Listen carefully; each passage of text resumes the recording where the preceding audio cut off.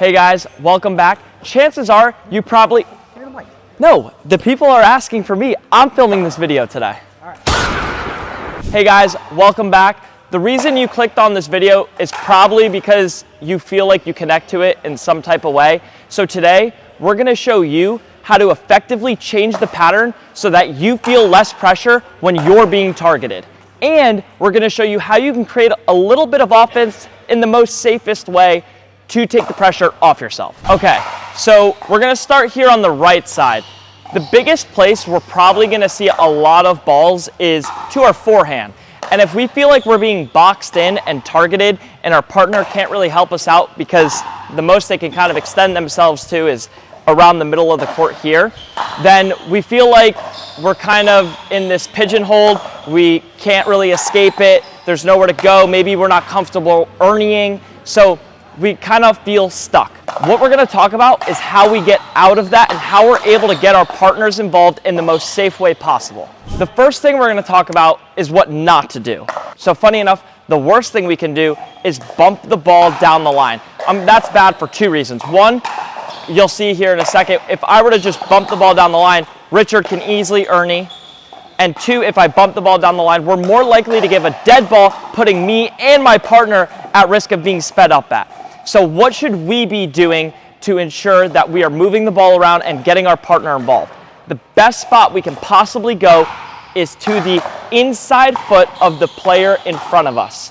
Why is this? This is because going to the inside foot then takes the pattern this way, which most of the time redirects back into the court. It's very hard for a player to take a ball that's coming from this way and go back the same way. A lot of times players just go what's called going with the ball. So if we take that ball and go to the inside foot of the player in front of us, they will most likely go with the ball, which then leads in right to our partner. We're gonna show you guys a couple of these right now. So this is why it's super dangerous to kind of just bump the ball down the line. So if I feel like my forehand is getting targeted, I'm kind of stuck in this pigeonhole, I can't really like shake it. A lot of players make the common mistake of just bumping the ball down the line. So if you watch here, when I do that, Richard will immediately pick up on it and earn. And if he doesn't even feel comfortable earning, he can honestly take a step back and rip it because it's gonna be super dead either way. So this is what it looks like when I feel like I'm feeling a lot of pressure and I try and bail out down the line. Oof, that's no fun.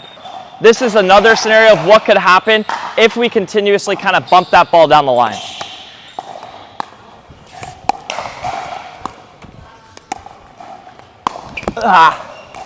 That's never any fun. We're constantly under fire. We want to take control of the rallies, not feel like we're being taken control of. So the best way we can possibly get out of this kind of box, I call it, is going to the inside foot of the player in front of us. You'll see Richard's body positioning. When he takes that ball, he's gonna have to drop step his right foot, which makes it really hard for him to go back the direction it came. So he's most likely gonna be taking this ball coming from this direction back towards my partner. Here's what it looks like. Nice and easy. So that's a great way to try and get my partner back involved. The other thing going to the player in front of us inside foot really does is it's even if they are heavily targeting us and they try and take that ball right back to us, it's super hard for them to keep it in the kitchen. And even if so, they're kind of out of position. So if he takes that ball back to my forehand, he's now recovering his positioning, going back this way, and he moved his partner out of the way to take that ball. So now there's kind of this gap in the middle or this gap down the line. So it kind of opens up the court a little more rather than keeping the opponents in a rhythm of just, you know, going to my forehand consistently. Inside foot, Richard goes, oh, make it. That was perfect. Inside foot, Richard goes back. There we go. So right there, you see how much ground Richard has to cover trying to go back to me? That's a huge thing we can use to make sure we get the pressure off of us. Okay, so now we're gonna take this even one step further. Let's say Richard is his normal self and he's able to make all these balls perfectly bounce in the kitchen and I'm still feeling a ton of pressure. I don't know how to get the ball off me. I don't know how to get my partner involved. We're going to talk about the safest way, in my opinion, to create some offense, which is the lob. The lob is huge. This is because when the opponents are consistently looking to place the ball on me, they're also looking to consistently lean into the kitchen. What does that mean for us? It means their body weight is going to be very far shifted forward, which we can take advantage of. So if my body weight's super far shifted forward and my opponent lobs me, it's pretty hard for me to be able to jump back and get the lob. So that's something we can take advantage of if we see our opponents reaching in very heavily into the kitchen. So I'm going to show you what that looks like right now. Okay, we're going to go over the actual form to hitting the shot. So we're going to first talk out of the air, which is a lot more simple. We're going to reach in, most likely with our forehand, and we're going to look to open the paddle face slightly and swing up. That way we can have a little bit of topspin that brings the ball down a little bit quicker, and we're using enough height. The open paddle face lets us know how much height we're actually using. Obviously, on a more flat paddle face, it's going to be more of a flat ball. So opening that paddle face is what gives us that perfect height to getting the lob over our opponent.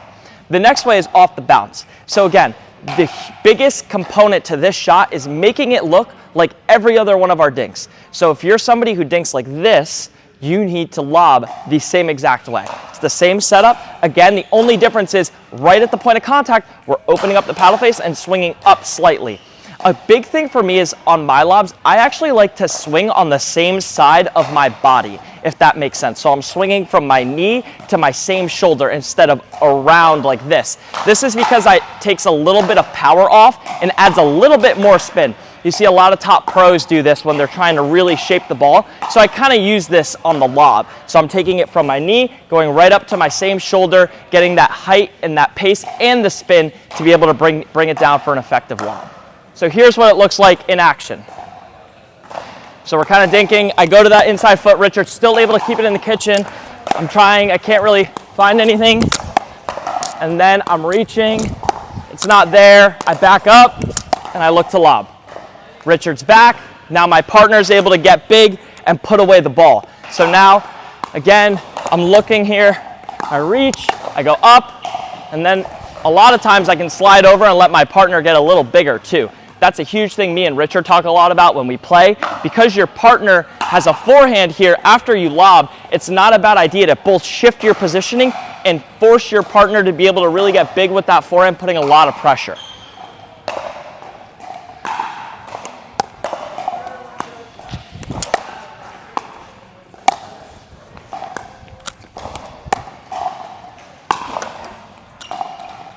So again, for me, the two places I'm specifically looking to lob are right on the tee, which kind of stretches Richard out a lot, or right down the line.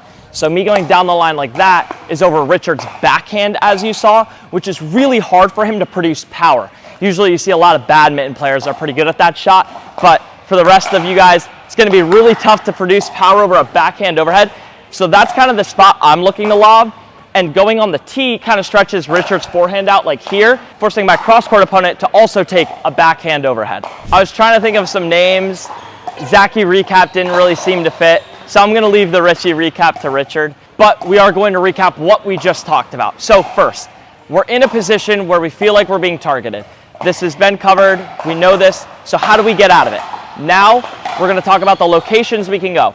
Going too far cross-court can sometimes lead to ATPs and higher balls for your opponents to reach in on and attack, leaving our partner vulnerable.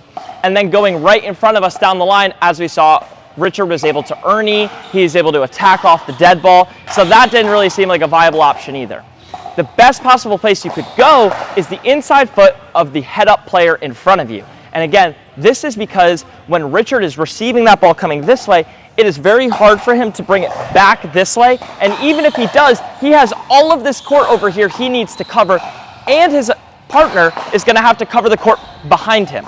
So that kind of creates two very good patterns for us. So again, ball coming this way, Richard's most likely going to be going to my partner, getting him more involved.